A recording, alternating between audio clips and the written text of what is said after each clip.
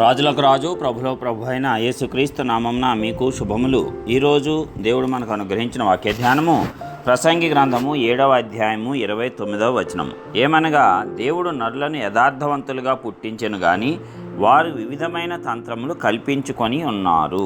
ప్రియులారా, ఈ వాక్య ధ్యానాన్ని మనం పరిశీలించినప్పుడు దేవుడు పుట్టుకతో ఏ మనుష్యుణ్ణి కూడా వ్యర్థంగా తయారు చేయలేదంట. అందరినీ కూడా యథార్థవంతులుగానే ఆయన సృష్టించడం అనేది జరిగింది. అయితే మనుష్యులు మాత్రమే వివిధమైన తంత్రములు కల్పించుకున్నారు అని వాక్యలేఖనం మనకు స్పష్టం చేస్తుంది. మరి ఎందుకు అట్లాగా అయిపోయారంటే, వారి యొక్క ఇష్టానుసారమైనటువంటి జీవితానికి వారు అలవాటు పడినప్పుడు దేవుని యొక్క మార్గముల కంటే వారి యొక్క స్వమార్గముల వైపు వారు మళ్ళు కొన్నప్పుడు ఈ విధముగా జరిగింది. కాబట్టి మరి ఇట్టి రీతిగా మనమందరము కూడా దేవుని మార్గంలో గనక నడుచుకుంటే మనమందరము కూడా అత్యద్భుతమైనటువంటి ఆశీర్వాదంలో దేవుని యొక్క కృపలో మనము భయపడతాము.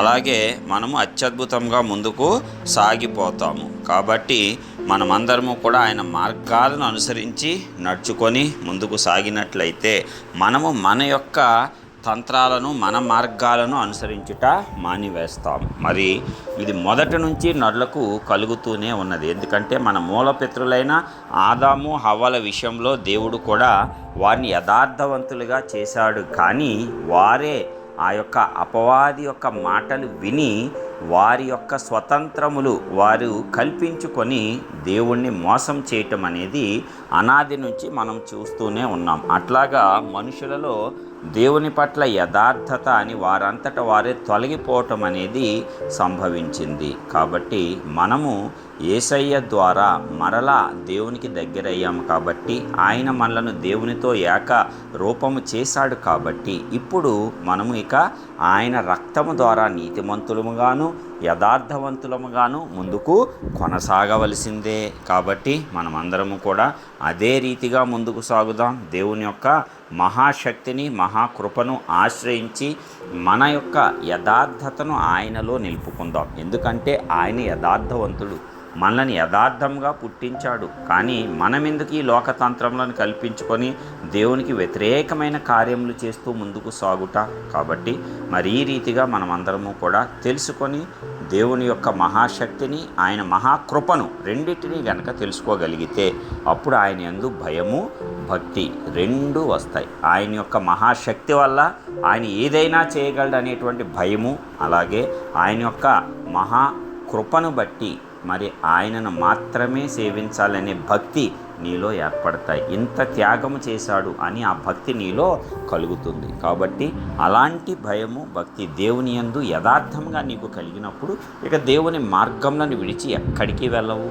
ఈ లోకతంత్రాలు ఎన్ని అపవాది కల్పించినా వాటికి లొంగిపోవు. చిన్న చిన్న బలహీనతలు ఉన్నా దేవుడు పరిశుద్ధాత్మతో వాటన్నిటిని శుభ్రం చేసే నిన్ను తన యొద్దకు తీసుకొని వెళ్తాడు. కాబట్టి మనం అందరము ధైర్యంగా ఉందాం, యథార్థవర్తనంగా ఆయన ముందు నడుచుకుందాం, నిందారహితంగా నడుచుకుందాం. మొదటి నుంచి ఆయన కోరుకునేది అదే.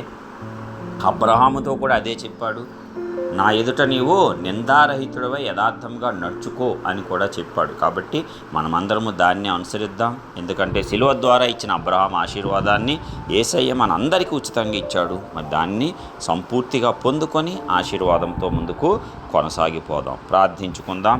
కృపా సత్య సంపూర్ణుడా, మహాశక్తివంతుడైన గొప్ప పరలోకపు తండ్రి, మీ ఘనమైన శ్రేష్టమైన నామానికి వందనాలు చెల్లిస్తున్నాం.